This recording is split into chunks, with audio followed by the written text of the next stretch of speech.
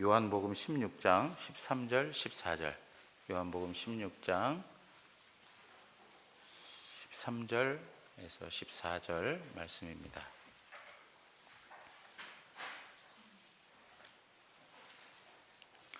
우리 한 목소리로 읽도록 하겠습니다. 그러나 진리의 성령이 오시면 그가 너희를 모든 진리 가운데로 인도하시리니 그가 스스로 말하지 않고 오직 들은 것을 말하며 장래일을 너희에게 알리시리라. 그가 내 영광을 나타내리니 내 것을 가지고 너희에게 알리겠음이라. 아멘. 예. 우리가 웨스트민스터 신앙고백서 성경에 대한 내용들을 계속 살펴보고 있습니다. 여러분들 성경 제1장 성경의 5항을 다시 한번 보면서 계속 이어서 내용들을 살펴볼까 합니다. 페이지 6쪽입니다. 6쪽에 보시면 5항이 있는데요. 지난주 말씀을 나누었던 부분이지만 다시 한번 좀 더 설명할 부분이 있어서 나눕니다. 제가 먼저 그냥 읽어보겠습니다. 쭉 들어보십시오. 우리는 교회의 증언에 의해 감동되고 이끌리어 성경을 높이 여기고 경외심으로 대할 수 있다.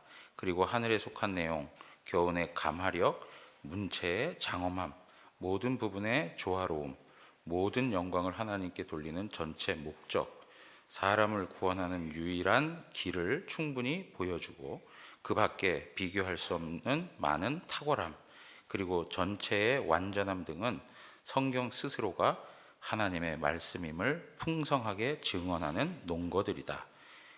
자, 이 부분까지를 놓고 보면 성경이 가지고 있는 탁월함들, 이 성경을 통해서 나타나는 긍정적인 영향력들, 그리고 심지어는 그 문체의 장엄함까지 모든 것들을 다 종합해 보고 생각해 볼 때에도 성경을 따라올 만한 그러한 것이 없다는 거죠. 성경이 하나님의 말씀임을 증언하는 그러한 내용들은 가득 차 있다라고 이렇게 말을 하고 있습니다. 그럼에도 성경이 무오한 진리이며 신적 권위를 가지고 있음을 완전하게 인정하고 확신하는 것은 우리 마음 안에서 말씀에 의하여 또한 말씀과 함께 증언하시는 성령 하나님의 내적 사역으로 말미암는다라고 이렇게 얘기하고 있습니다. 그러니까 성경 그 자체로서 하나님의 말씀됨을 증명하고 증거하는 것들이 상당히 많은 요소들이 있어요. 저는 이제 지난주에 같이 나누었던 내용 중에 하나가 뭐냐면 성경 전체 통일성이었어요. 1600년 기간 동안 40여 명의 사람들에 의해서 기록된 성경 전체가 통일성을 가지고 하나님의 선하신 구원 역사를 우리에게 보여주고 있다라고 하는 것입니다. 이러한 내용들도 중요하지만 실질적으로 더 중요한 내용이 무엇이냐면 성경이 무오한 진리이며, 성경에 오류가 있습니까? 없습니까? 오류가 없다는 거죠. 무오한 진리이며 신적 권위를 가지고 있다. 그리고 신적 권위를 가지고 있음을 완전하게 인정하고 확신하는 것. 성경이 하나님의 말씀이다 라고 우리가 그것을 확신하는 것은 무엇을 통해서라고요? 성령 하나님의 내적 사역을 통해서 일어나는 거예요. 다른 것으로 설명되는 게 아니고 성령 하나님께서 우리 가운데 역사하여 우리로 하여금 성경이 하나님의 말씀이다 라고 하는 신적 권위를 고백하도록 하는 거죠. 그것을 통해서 성경은 하나님의 말씀으로 우리가 확신하게 되는 것입니다. 어떤 외적인 증거들, 성경은 이런 것이 있고 저런 것이 있고 이런 하나님 말씀이라는 내용들이 있고 외적인 요소들이 다 보니까 하나님 말씀이야, 이게 아니고 아무리 그런 탁월한 것들이 있어도 성경을 하나님의 말씀으로 인정하지 못하는 사람들이 이 세상에 허다합니다. 성경의 탁월함과 뛰어남을 인정해요. 성경을 통해서 이 역사 속에서 일어난 많은 변화들과 긍정적인 그 결과 열매들도 다 인정해요. 그럼에도 불구하고 그들 가운데는 성경을 하나님의 말씀으로 인정하지 않는 사람들이 많아요. 그런데 그럼에도 불구하고 우리가 이 성경에 대해서 뭐 전반적인 이해를 갖지 못한다 하더라도 이 성경을 하나님의 말씀으로 고백하고 믿어지고 그리고 확신할 수 있는 것은 우리 안에 있는 성령 하나님의 내적인 사역 때문에 가능하다는 거예요. 다른 걸로 되지 않아요.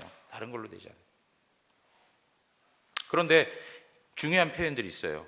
앞에 나와 있는 표현인데, 무한 진리이며 신적 권위를 가지고 있음을 완전하게 인정하고 확신하는 것. 성경은 무한 오류가 없는 진리이며 하나님의 말씀이다라고 하는 그 권위를 우리가 완전하게 인정하는 것은 우리 마음 안에서 말씀에 의하여 또한 말씀과 함께 증언하시는 성령님의 사역을 이야기하고 있단 말이에요.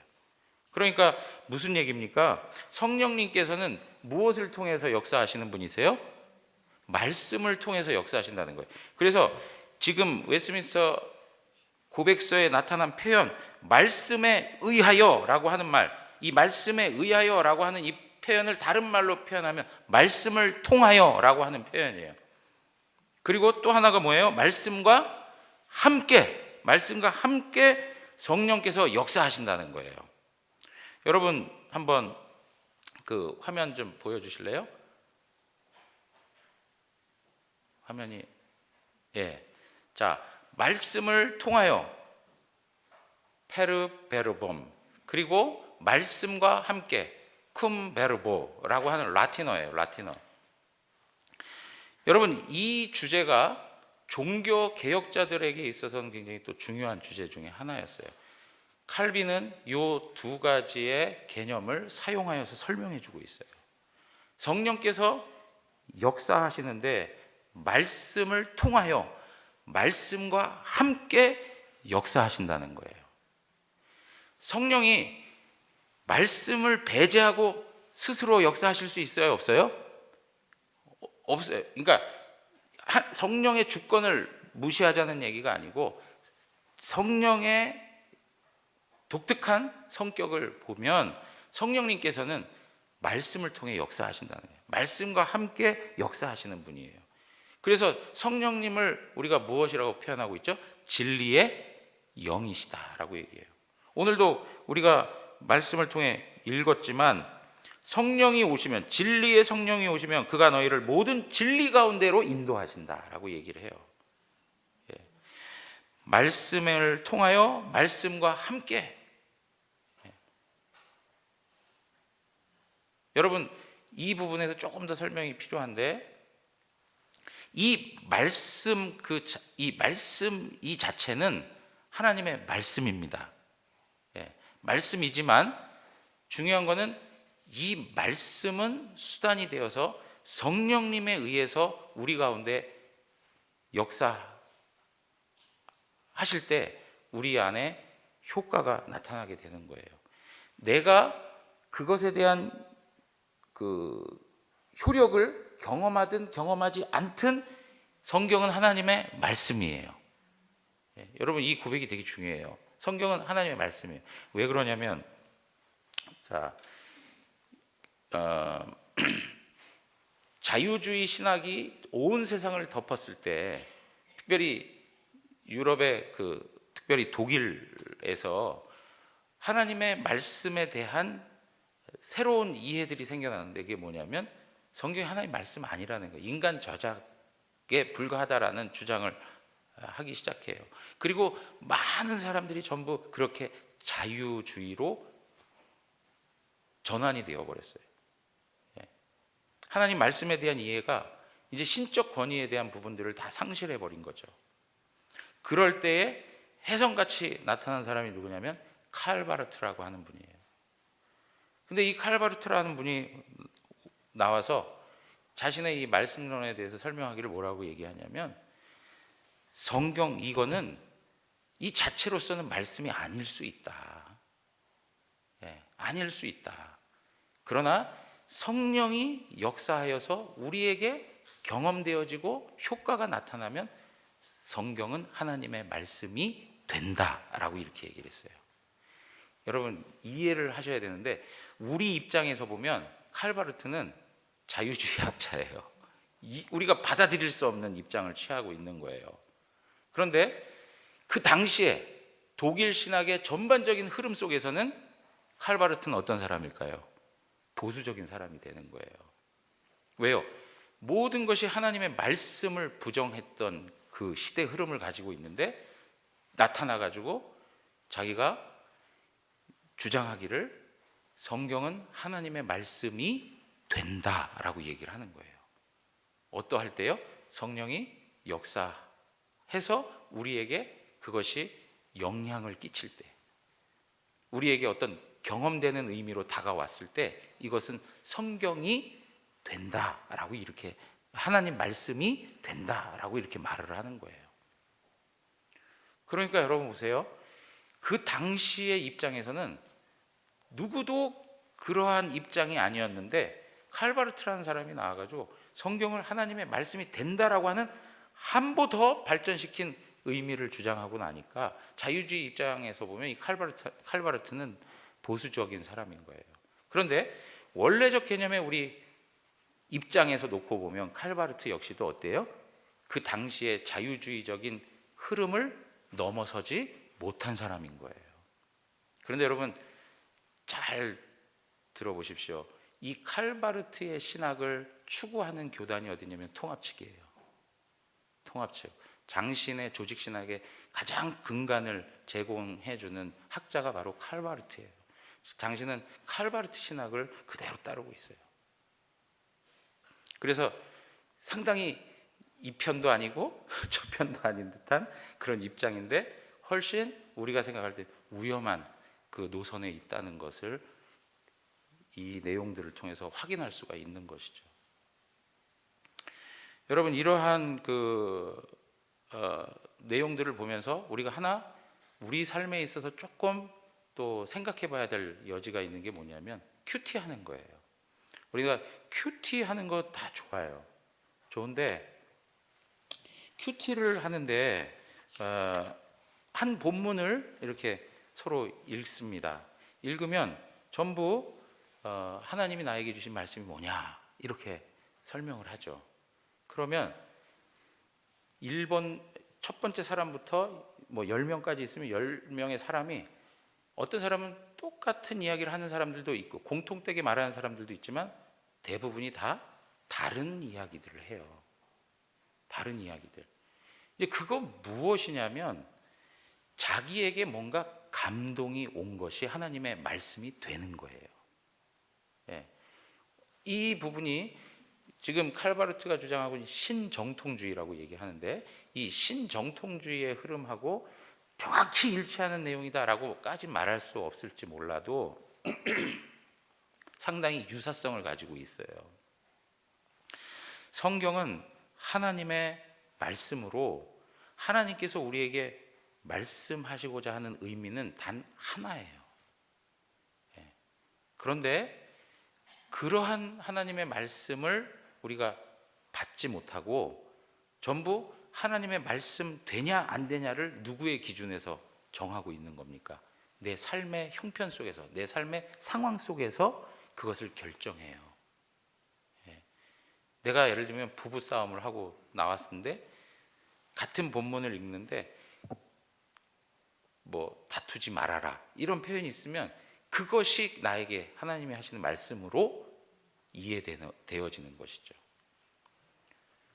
그러니까 여러분 이러한 방식에서 하나님의 말씀은 하나님의 자기 계시로서의 그 의미가 분명히 있음에도 불구하고 우리는 나에게 뭔가 감동을 주고 영향을 주고 내 마음을 뭉클하게 하는 것이 하나님의 말씀이 된다라고 생각을 해요.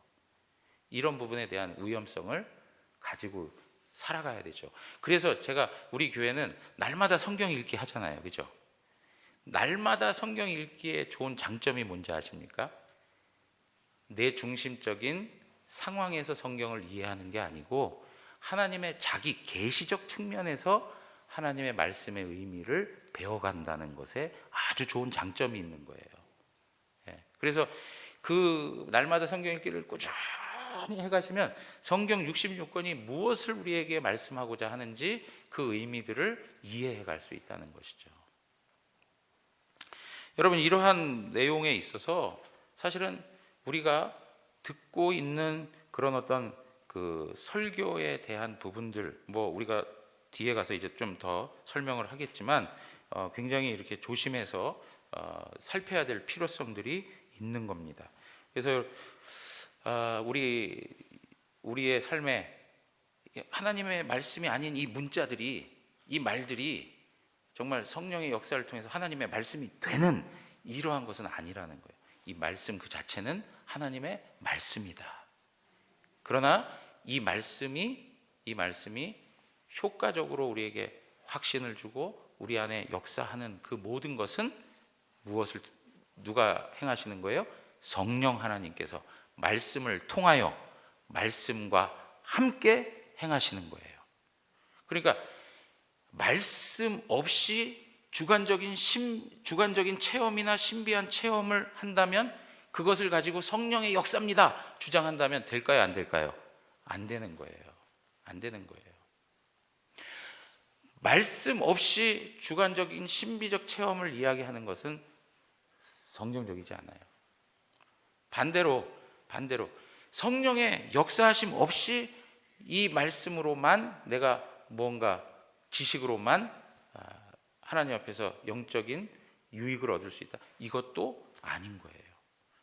성령의 역사는 말씀을 통하여 말씀과 함께 이루어진다는 거예요. 이걸 절대 놓치셔서는 안 되는 거죠. 그래서 여러분, 우리가 하나님 말씀을 들을 때에도, 그리고 말씀을 전하는 목사도 끊임없이 구해야 할 내용이 뭐냐면 성령 하나님의 조명하시는 역사를 구해야 되는 거예요. 여러분, 오늘 이 예배에 나오실 때도 이 말씀을 들을 때, 이 말씀을 읽고 이 말씀을 들을 때 계속적으로 하나님 앞에 의탁하는 마음이 있어야 하는데, 그게 무엇이에요? 성령 하나님, 나의 영혼 가운데서 나를 진리의 빛으로 인도하여 주시옵소서. 그 성령 하나님의 역사를 구해야 되는 거예요. 설교하는 목사도 마찬가지예요. 다른 것으로 되지 않아요.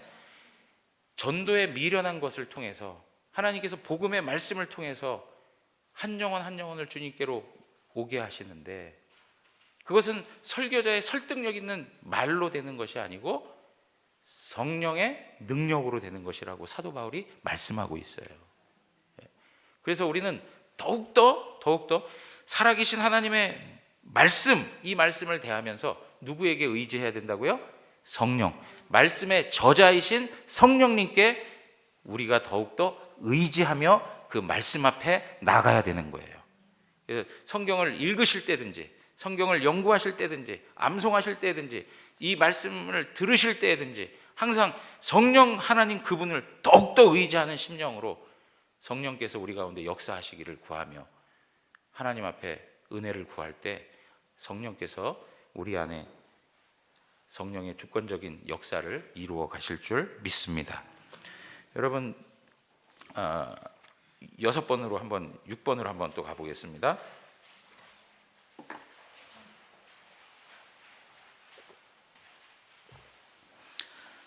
하나님 자신의 영광, 사람의 구원, 믿음, 그리고 생활에 필요한 모든 것과 관련한 하나님의 전체 경륜은 성경에 분명하게 기록되어 있거나, 또한 적절하고 필연적인 논리적 귀결에 의하여 성경으로부터 추론될 수 있다. 그러나 성령의 새로운 계시들에 의해서든지 사람의 전통들에 의해서든지 어떤 것이라도 어느 때이건 성경에 추가되어서는 됩니까? 안 됩니까? 안 됩니다. 성령의 새로운 계시들, 예를 들면 어떤 사람이 내가 성령의 계시를 받았습니다 그러면서 하나님의 환상을 받고 내가 신비적인 체험을 했습니다, 하나님이 나에게 이렇게 말씀하셨습니다. 그것이 성경적일까요? 그렇지 않습니다. 계시가 나에게 주어졌다라고 주장하는 사람들은 벌써 성경을 잘못 알고 있는 거예요. 자, 그 다음에 또 어떤 게 있습니까? 사람들의 전통. 이것은 사실은 누구를 더 두고 웨스트민스터 학자들은 설명하고 있는 거냐면 로마 교회를 생각하고 언급하고 있는 거예요. 여러분, 사람들의 전통을 중요시 여기며 사람들의 전통을 하나님의 말씀에 권위에 두고 있는 사람들의 모습들이 얼마나 많습니까? 그죠? 그래서 예를 들면 바리새인들이 가지는 율법적 전통들, 그리고 로맨 캐톨릭 시대에 가졌던 여러 가지 의식들이 있지 않습니까? 여러분, 우리 개신교회는, 개혁파 교회는 성례가 무엇과 무엇입니까? 성례가 세례와 성찬입니다. 두 가지밖에 없습니다. 그것의 근거를 우리는 어디서 찾고 있습니까? 말씀에서 찾고 있는 거예요.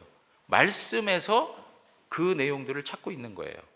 그런데 로맨 캐톨릭은 역사를 거듭해 오면서 몇 가지의 성례가 생겼습니까?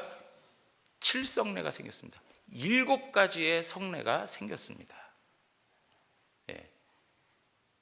여기서 그 내용들 뭐 다 설명드릴 수 없지만 사람이 죽을 때, 임종할 때 그것마저도 하나의 성례로 생각하고 있습니다. 결혼하는 것도 마찬가지입니다.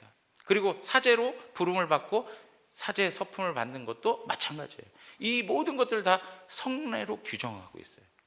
이것들이 무엇입니까? 전부 사람의 전통들에 의해서 생겨난 성경적이지 않은 것들을 하나의 말씀의 권위에 놓는 일들이 되어버렸다는 거예요. 어느 때이건 어떤 것이라도 성경에 추가되어서는 안 된다. 제가 지난번에 말씀을 드렸습니다. 성경 계시가 종결되었습니까? 종결되지 않았습니까? 종결되었습니다. 계시는 종결되었어요. 더 이상의 특별 계시가 존재하지 않습니다.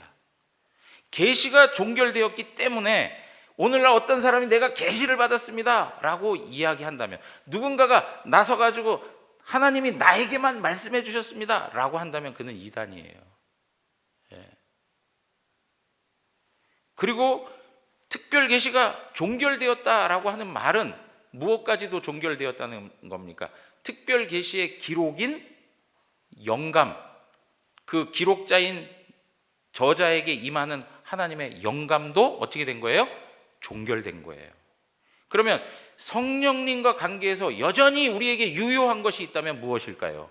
그것은 조명하심이에요. 하나님의 말씀을 깨닫게 하시는 그 사역은 여전히 우리에게 존재하고 있죠. 무엇을 깨닫게 하시는 겁니까? 우리에게 주신 이 기록된 말씀, 하나님의 말씀을 깨닫게 하시는 성령의 역사는 여전히 우리 가운데 유효하다는 것을 말씀해 주고 있습니다.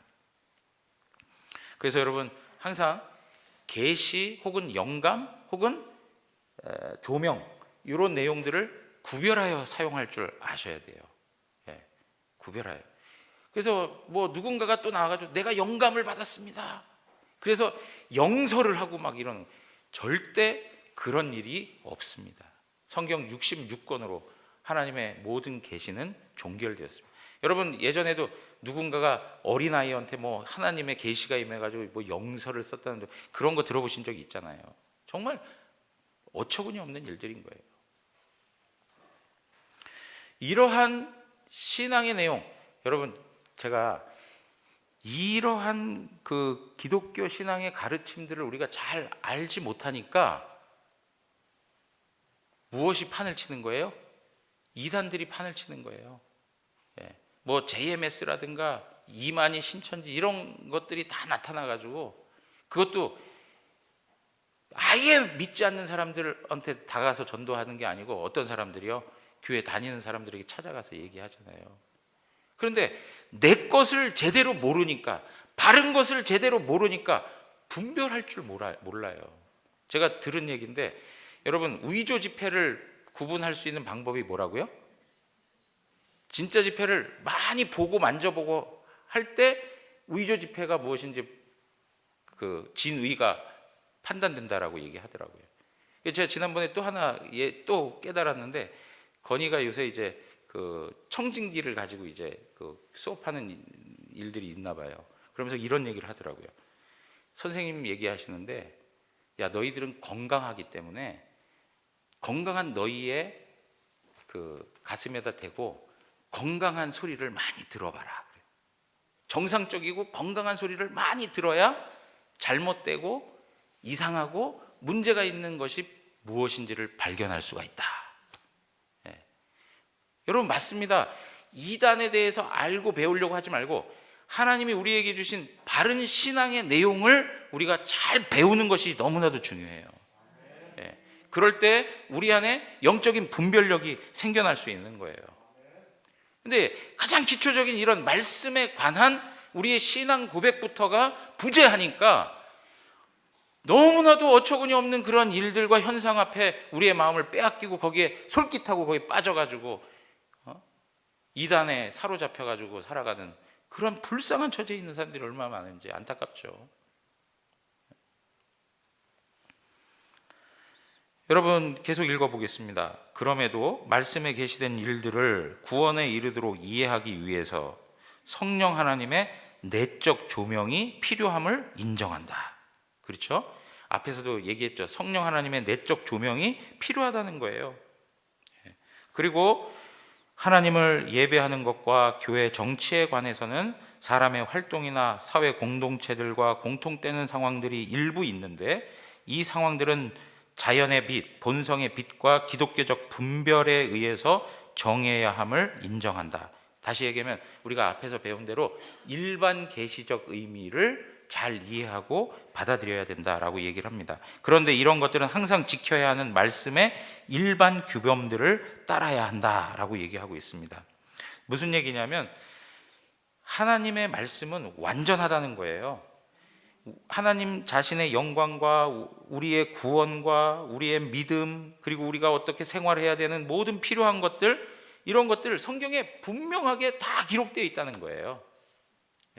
그럼에도 불구하고 정확하게 언급하지 아니하는 어떤 삶의 여러 가지 일들이 있잖아요. 성경에 명확하게 뭐뭐 하라, 뭐뭐 하지 말라 하고 표현하지 못하는 그런 부분들이 있잖아요. 그런 거는 어떻게 하라고요? 앞에서 얘기한 것처럼 적절하고 필연적인 논리적 귀결에 의하여 성경으로부터 추론해내라. 그러니까 성경의 전체적인 흐름을 보고 성경의 사상 속에서 우리가 어떻게 해야 할 것인지를 판단하라라고 이야기하는 것이죠. 그 중에서 우리가 항상 생각해야 될 것이 있는데, 그건 뭐냐면 성경의 말씀의 적정의 원리예요. 하나님 말씀이 가는 데까지 가고 멈추는 데서 멈추는 거예요. 하나님의 말씀이 없으니까 해도 된다? 이건 안 된다는 거예요. 하나님의 말씀이 언급하지 않았기 때문에 하지 말아야 되는 거예요. 여러분, 계속 말씀드렸습니다. 하나님의 말씀에서 말하고 있지 않으니까 해도 되죠. 그렇게 되면 하나님 말씀에서 이탈할 가능성이 많아지는 거예요. 우리의 상상력과 우리의 추론이 더 많이 동원될 수 있는 거예요. 이 방향을 따르는 게 바로 루터 교회예요. 그러나 우리 개혁파 교회는 어떻습니까? 하나님의 말씀이 가는 데까지 가고 서는 데서 서요. 하나님이 말씀하지 않았다면 하지 않아야 되는 거예요. 말씀하지 않았으니까 해도 된다가 아니고, 말씀하지 않았으면 거기서 멈춰야 되는 거예요.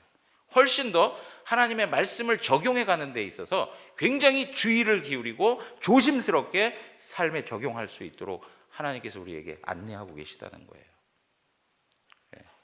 자꾸 가려고 하는 게 아니고 어떻게 해요?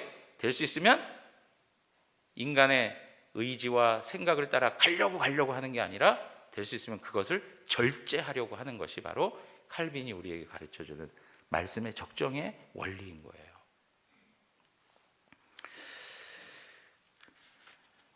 자, 여러분 한번 이제 보겠습니다. 갈라디아서 1장 그 각주 12절에 가서 보시면, 각주 12절, 갈라디아서 1장 8절에서 9절 한번 다 같이 읽겠습니다. 그러나 우리나 혹은 하늘로부터 온 천사라도 우리가 너희에게 전한 복음 외에 다른 복음을 전하면 저주를 받을지어다. 우리가 전에 말하였거니와 내가 지금 다시 말하노니 만일 누구든지 너희가 받은 것 외에 다른 복음을 전하면 저주를 받을지어다. 예, 여러분 앞에서 얘기한 겁니다. 새로운 성령의 새로운 계시들이든지 아니면 사람의 전통들인지 그런 것들을 성경에 추가하면 안 된다. 바른 복음을 전해야 되는데 다른 복음을 이야기해서는 안 된다. 다른 복음을 전하는 것은 뭐가 된다고요? 하나님 앞에 저주를 받는다라고 말씀하고 있습니다. 그리고 13번에 고린도전서 2장 9절에서 12절 아까 이야기했습니다. 말씀에 계시된 일들을 구원에 이르도록 이해하기 위해서는 성령 하나님의 내적 조명하심이 필요하다라고 하는 부분이에요. 고린도전서 2장 9절에서 12절 함께 읽겠습니다. 기록된 바 하나님이 자기를 사랑하는 자들을 위하여 예비하신 모든 것은 눈으로 보지 못하고 귀로 듣지 못하고 사람의 마음으로 생각하지도 못하였다 함과 같으니라. 오직 하나님이 성령으로 이것을 우리에게 보이셨으니 성령은 모든 것 곧 하나님의 깊은 것까지도 통달하시느니라. 사람의 일을 사람 속에 있는 영 외에 누가 알리요? 이와 같이 하나님의 일도 하나님의 영 외에는 아무도 알지 못하느니라. 우리가 세상의 영을 받지 아니하고 오직 하나님으로부터 온 영을 받았으니 이는 우리로 하여금 하나님께서 우리에게 은혜로 주신 것들을 알게 하려 하심이라. 아멘. 하나님이 우리에게 은혜로 주신 것들, 하나님이 우리에게 은총을 허락해 주신 모든 것들, 그 모든 것들을 알고 확신하게 하는 것은 뭐예요? 성령의 내적 조명하심이라는 거예요. 성령의 내적 조명하심이 아니면 우리는 하나님의 말씀도, 하나님께서 우리에게 주시는 은혜와 은총도 받아 누릴 수가 없습니다. 성령님이 역사하셔야만, 성령께서 은혜를 주셔야만 우리는 이 진리의 빛을 깨닫게 된다라고 말씀하고 있는 겁니다. 그래서 계속 말씀드리는 거지만 성경의 저자이신 성령이 우리에게 하나님의 말씀을 잘 드러내 주실 때 우리는 그 진리의 말씀을 알고 깨닫고 하나님을 더 깊이 알아갈 수 있는 겁니다. 우리가 하나님을 알아가고 있다는 이 사실만으로도 우리는 뭘 확인할 수 있습니까? 성령이 내 안에 계시고 내 안에서 역사하고 있다는 것을 알고 있는 것이죠. 내가 오늘도 이 말씀을 들으면서 뭔가 또 깨닫게 되고 하나님에 대한 지식을 배워가고 그분에 대해서 더 이해하는 그런 모습들이 생겨났다라고 할 때에 그것은 성령의 역사인 겁니다. 성령의 역사.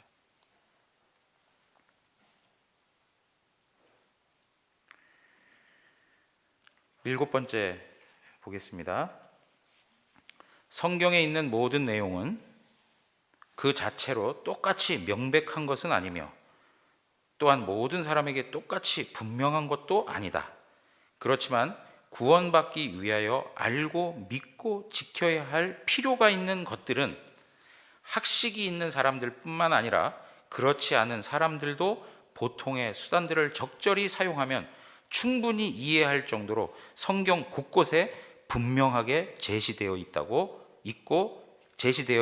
밝혀져 있다. 여러분, 이건 무엇에 대해서 이야기하냐면 성경의 명확성에 대해서 이야기하고 있어요. 성경의 명료성에 대해서 이야기하고 있는 겁니다. 여러분, 성경은 어려워요. 맞습니까? 성경의 하나하나의 내용들을 다 보자면 사실은 어려운 부분들이 많이 있어요. 성경에 대한 부분들 우리가 다 읽으면 읽을 때마다 다 이해가 금방금방 됩니까? 참으로 제 자신도 한계를 느끼고 또 저 자신도 깜짝 놀라는 건 뭐냐면 수도 없이 똑같은 말씀을 드려도 사실은 그 말씀을 잘 깨닫고 이해하기가 참 어려운 것들도 있어요. 우리가 가지고 있는 한계성으로 인하여서도 그렇고 하나님 말씀이 가지고 있는 또 우리가 헤아릴 수 없는 그러한 부분들이 있다는 것도 사실이에요. 그런데 분명한 게 뭐냐? 이겁니다. 그렇지만 구원받기 위하여 알고 믿고 지켜야 할 필요가 있는 것들은 구원에 관하여 반드시 알아야 되고 믿어야 되고 지켜야 할 그것들에 대해서는 성경은 명확하게 우리에게 설명해 주고 있다는 겁니다. 명확하게 설명해 주고 있다는 거예요. 그래서 식자들만이 성경을 알 수 있습니까? 아니에요. 진짜 성경 글자도 모르는 분들도 어떻게 해요? 성경을 깨닫게 되는 역사들이 있지 않습니까?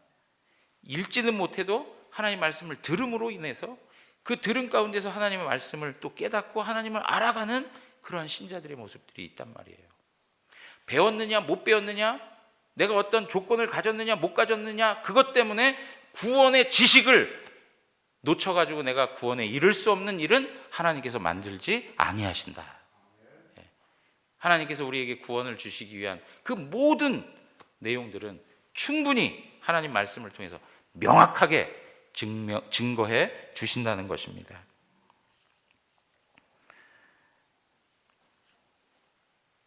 자, 8번으로 한번 또 넘어가 보겠습니다. 8번에 하나님의 옛 백성의 모국어인 히브리어로 기록된 구약 성경과 신약 성경이 기록되던 당시 여러 나라에 가장 일반적으로 알려진 그리스어로 기록된 신약 성경은 하나님에 의해 직접 영감된 것이며, 여러분 여기에 지금 하나님의 옛 백성의 모국어인 히브리어로 기록된 구약 성경, 그리고 그리스어로 기록된 신약 성경, 이거는 하나님에 의해 직접 어떻게 됐다고요? 영감된 것이다. 영감된 것이다.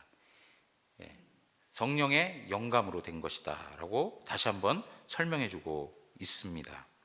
그러면서 하나님의 유례 없는 보호와 섭리에 의해 모든 시대에 걸쳐 어떻게 하게 되었습니까? 순수하게 보존되었으므로 본래 내용 그대로다 라고 얘기를 해요. 자, 무슨 얘기입니까? 여러분, 원어로 기록된 원본 성경이 있습니까? 없습니까? 지금? 없습니다. 없어요. 그러나 그 성경이 무오하다, 성경에 오류가 없다, 성경이 성령에 의해서 영감되었다 라고 할 때에 그 모든 것은 어디에 그 의미를 두고 있는 겁니까? 바로 원본에 의미를 두고 있는 거예요. 원본만이 부호한 거예요. 원본만이 영감된 거예요. 그리고 이러한 그 원본의 그 소실이 있었음에도 불구하고, 그럼에도 불구하고 어떻게 해요? 하나님의 유례 없는 보호와 섭리에 의해서 모든 시대에 걸쳐 순수하게 보존되었다라고 이야기하면서 그 내용은 원본과 동일하다라고 말씀하고 있어요. 그러므로 신앙에 관련한 모든 논쟁에 있어서 교회는 궁극적으로 원어 성경에 호소해야 한다. 그러니까 그 성경이 하나님의 말씀이다라고 하는 신적 권위를 어디에다 두는 거예요? 지금 원어 성경에다가 두고 있고, 원래의 그 성경의 설명을 두고 원본에 두고 있는 거예요. 그러나 성경에 대한 권리와 관심을 가지고 하나님을 경외하는 가운데 성경을 읽고 연구하도록 명령을 받은 하나님의 백성 모두가 원어를 알지는 못하기 때문에 이제 그 다음에 나오는 게 뭐냐면 번역본들이 필요하다라고 하는 것을 설명해 주고 있습니다. 지금 8번에서는 원본에 대한 이야기 이전에 이 원어에 대한 이야기를 말하는 것인데, 이 원어를 하나님께서 사용하여 하나님께서 우리에게 하나님의 말씀을 계속적으로 읽어갈 수 있고 들을 수 있도록 보존해 주셨다라고 이야기하면서 이 원어를 알지 못하는 한계가 있기 때문에 성경이 전수된 각 나라의 통상적인 언어로 번역되어야만 하며, 그리하여 하나님의 말씀이 모든 사람 안에 풍성히 거하여 이들이 하나님을 합당한 방식으로 예배하며 성경이 주는 인내와 위로를 통하여 소망을 가질 수 있도록 하여야 한다라고 이렇게 얘기하고 있어요. 여러분, 이 이야기도 결국에는 지금 웨스트민스터 신앙 고백서를 작성하는 학자들의 입장에서는 어떤 사람들을 의식하고 또 기록하고 있는 겁니까? 로만 캐톨릭이에요. 로만 캐톨릭은 성경 번역하는 것을 금하고 있었거든요. 그래가지고 미사를 진행하는 그런 상황에서도 항상 어때요? 라틴어를 사용하고, 여러분 제가 말씀드린 적 있죠. 우리나라의 천주 교인들이 성경을 가진 때가 언제냐면 1972년인가 70 몇 년도예요. 우리는 훨씬 이전에 성경을 받았어요. 그렇지만 로만 캐톨릭 교회는 어떻게 해요? 1972년인가쯤에 공동 번역 성경, 개신교 학자들하고 같이 만들어낸 공동 번역 성경, 그것을 그들이 가질 수 있었고 읽을 수 있었어요. 그러니까 로만 캐톨릭 성도들은 얼마나 무지했냐면 성경을 직접 대하지 못하니까 기독교 신앙을 미신으로 생각하는 경향성이 짙었죠. 그러니까 여러분, 로만 캐톨릭이 타락할 수밖에 없었던 이유가 뭐예요? 성경을 모르니까, 진리의 말씀을 모르니까 자기들이 생각하는 종교를 만들어 놓은 거예요. 여러분, 우리가 왜 성경에 대해서 이렇게 강조합니까? 우리가 말하는 하나님은 성경에 계시된 하나님을 말씀하고 있는 거잖아요. 우리가 아는 인간은 하나님의 말씀을 통해서 계시된 인간의 모습을 알고 있는 거잖아요. 우리는 하나님의 말씀이 우리의 모든 것의 기반이 되기 때문에 이 말씀이 기준이 되고 이 말씀이 우리 삶의 근거가 되는 것이죠. 우리 신앙의 규범이 되는 것이죠. 그래서 이 말씀을 떠나면 이건 기독교가 아닌 거예요. 여러분, 교회가 타락하고 타락하는 이유가 뭡니까? 말씀에서 떠나기 때문에 타락하는 거예요. 그러니까 종교 개혁자들이 가지고 있는 모토가 뭐예요? 교회는 계속 항상 개혁되어야 한다는 거예요. 왜 뭘 개혁해야 된다는 말입니까? 하나님 말씀으로 돌아가야 된다는 거예요. 하나님 말씀으로 회복되고 다시금 새로워져야 된다는 거예요. 왜요? 세월이 지나면 지날수록 말씀에서 벗어나고 이탈되는 일들이 인간 안엔 자연스럽게 나타나고 있기 때문에 끊임없이 우리를 성찰해 가면서 하나님 말씀을 비추어서 우리가 가지고 있는 신앙의 모습들이 과연 말씀에 합당한 신앙의 내용들인지를 점검해야 된다는 거예요. 여러분 기억하십시오. 교회는 항상 개혁되어야 한다. 다른 걸로 개혁되는 게 아니에요. 무엇으로요? 하나님 말씀으로. 그러니까 우리 안에서 있는 것들이 말씀에 합당하지 않은 것들이 있으면 변화를 줘야 되는 거예요. 개혁해 가야 되는 거예요.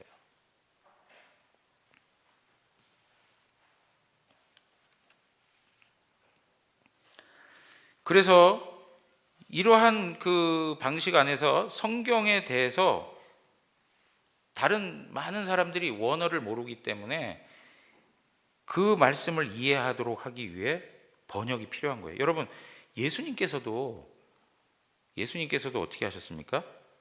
성경에 대해서 배우라고 말씀을 통해 우리에게 계속 가르쳐 주고 있잖아요.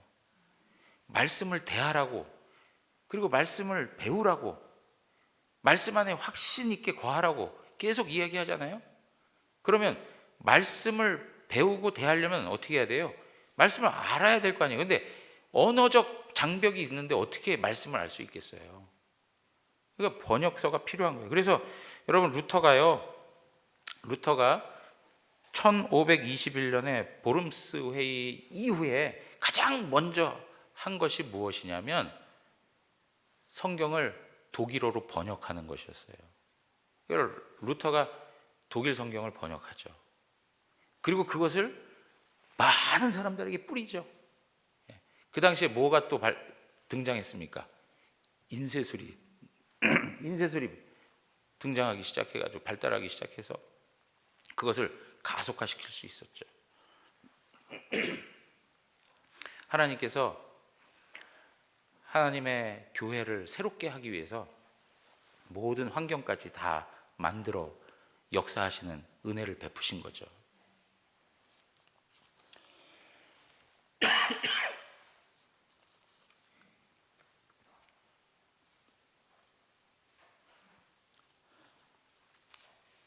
여러분, 우리가 가지고 있는 사본 혹은 번역본들이 이게 원본 아닙니까? 아니지 않습니까? 하고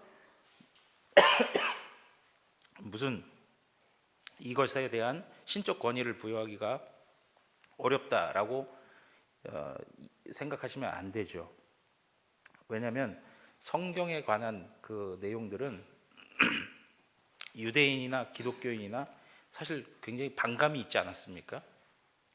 유대인과 기독교인이 계속 반감이 있었음에도 불구하고 성경을 잘못 번역했다거나 성경을 잘못 사용했다거나 하는 것으로 문제 제기를 한 적이 한 번도 없어요.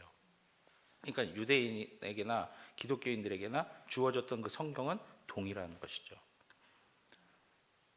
그리고 하나님께서도 이스라엘 백성들이 가지는 죄를 지적하실 때, 책망하실 때 그들이 가지고 있는 교리적인 잘못을 책망은 하셨어도 그들이 말씀을 다른 걸로 바꿔놓은 것으로 책망하신 적이 없어요. 그러니까 우리가 받고 있는 이 성경에 대한 내용들을 우리가 신뢰할 수가 있다는 것이죠. 원본과 동일한 의미에서 우리에게 전달되고 있다는 그 신뢰를 우리가 가질 수 있다는 것입니다. 자, 9번으로 넘어가서 한번 보겠습니다.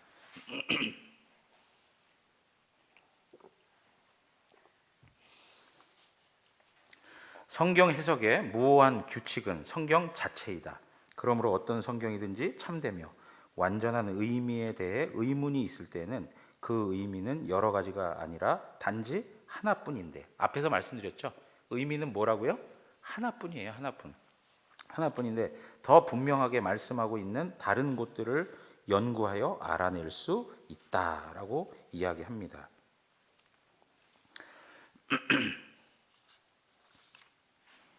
성경 해석의 무오한 규칙은 뭐라고요?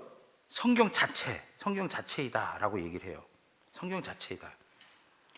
그래서 성경을 성경으로 해석한다라고 하는 얘기가 나오는 거죠. 성경을 성경으로 해석해요.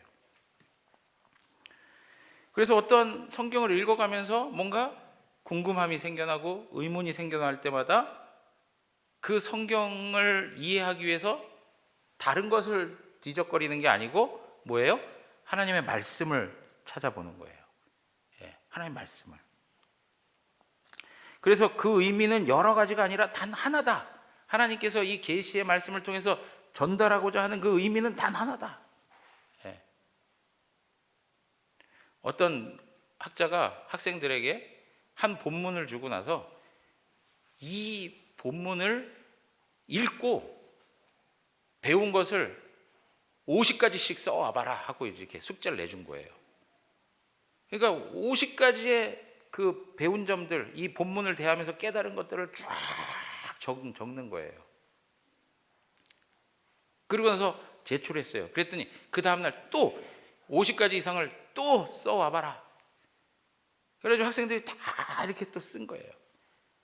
여러분, 50가지를 썼다라고 할 때 얼마나 다양한 것들이 거기에 기록될 수 있겠습니까? 그 교수님이 의도했던 바가 뭐냐면 그 다양하게 나오는 것들은 적용의 가능성들을 적용으로서 인정해 줄 수 있는 것이나 중요한 것은 그 본문에서 의미는 단 하나다라고 하는 거예요. 그러니까 여러분, 우리가 성경을 대할 때 성경이 하나님이 이 본문을 통해서 이 말씀을 왜 하셨는가, 이 말씀을 통해서 우리에게 자기 자신을 계시해 주려고 하는 의미가 무엇인가, 이것에 대해서 관심을 가져야 돼요. 내 어떤 상황과 입장에서 내게 위로가 되는 것만으로 생각해서는 안 되고, 내 감정을 내 감정의 어떤 새로운 변화들을 일으키기 위한 것으로 생각해서는 안 되고, 하나님께서 이 말씀을 통해서 나에게 뭘 말씀하기를 원하시는가 하는 그 관점에서 우리가 말씀을 대해야 된다는 거예요. 그리고 그것을 먼저 이해하고 난 다음에 그 중심적인 말씀 속에서 다양한 적용이 가능할 수 있다는 거죠. 우리의 삶에 다양한 적용들을 해갈 수 있다는. 그러나 우리가 성경을 읽으면서 적용이 꼭 이 중심된 주제로 설명되어서는 안 된다는 거예요. 그래서 우리가 성경을 읽어가면서 항상 그 부분에 대한 이해를 가지고 성경을 읽어가야 함을 말해주고 있습니다. 여러분, 성경의 그 해석은 성경 자체에서 이루어진다라고 이렇게 말을 하는데, 이제 이 본문은 이러한 의미를 설명하면서 우리가 좀 오해하는 것들이 있어요. 한 가지가 뭐냐면 이사야 34장으로 한번 가보세요.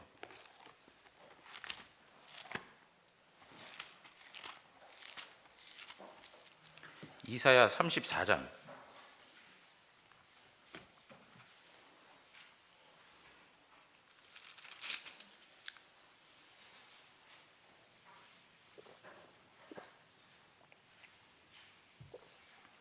네, 이사야 34장 16절, 17절 함께 읽어보도록 하겠습니다. 스크린에 없습니다.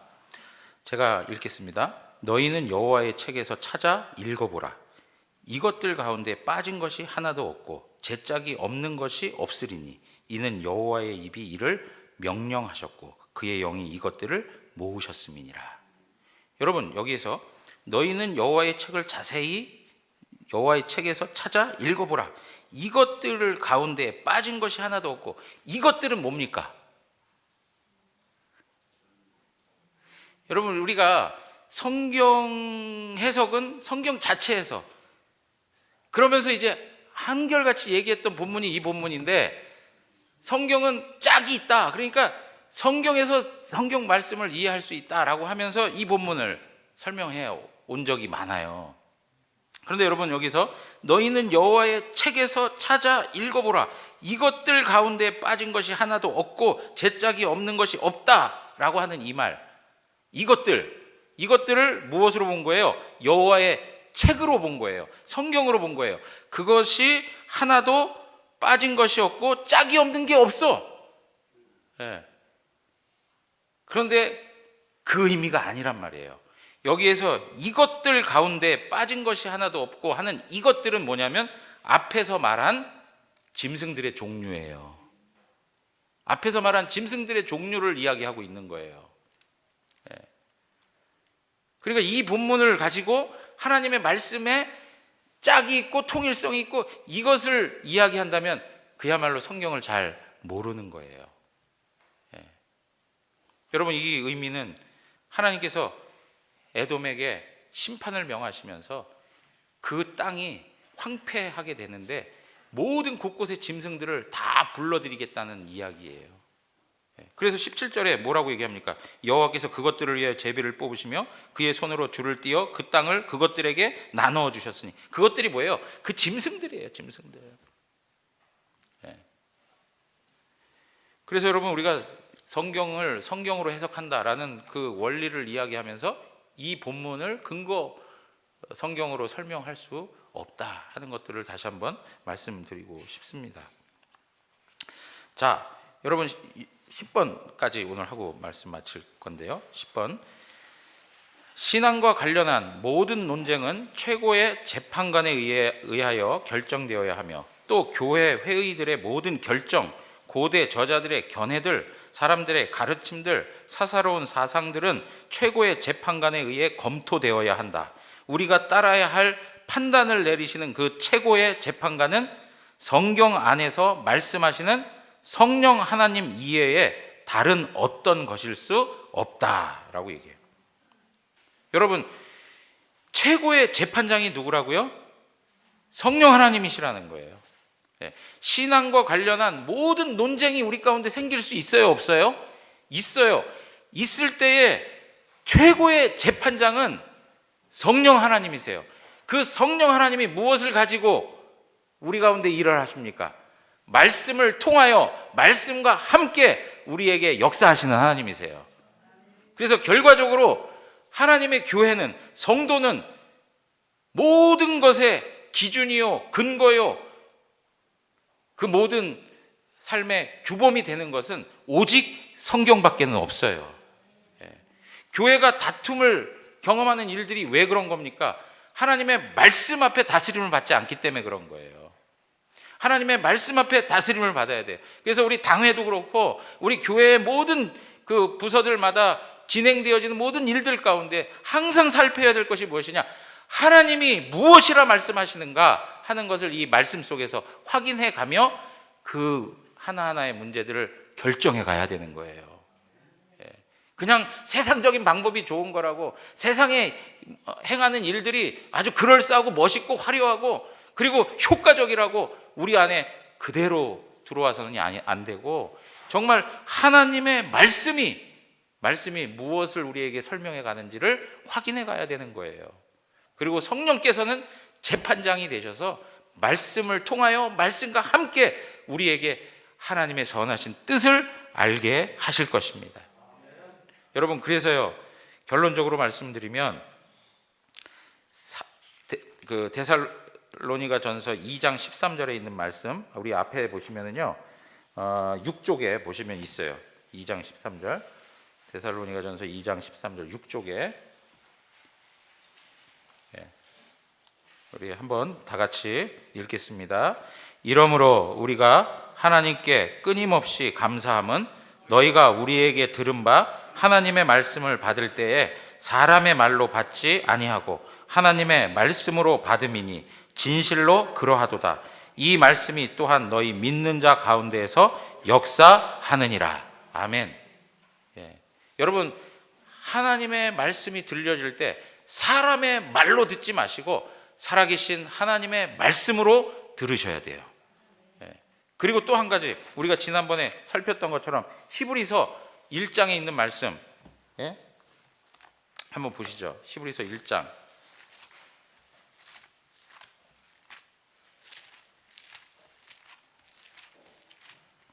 히브리서 1장 옛적의 1절입니다. 옛적의 선지자들을 통하여 여러 부분과 여러 모양으로 우리 조상들에게 말씀하신 하나님이 이 모든 날 마지막에는 아들을 통하여 우리에게 말씀하셨으니, 거기까지 읽겠습니다. 옛날에도 말씀하셨고 이 모든 날 마지막에도 말씀하시고 오늘을 살아가고 있는 우리에게도 말씀하시고 선지자들을 통해서 조상들에게 말씀하셨고 모든 날 마지막에 아들을 통해서 그 당시에 살았던 성도들에게 말씀하셨던 그 하나님이 오늘날 계시된 하나님의 말씀을 통해서 우리에게 말씀하시는 하나님이세요.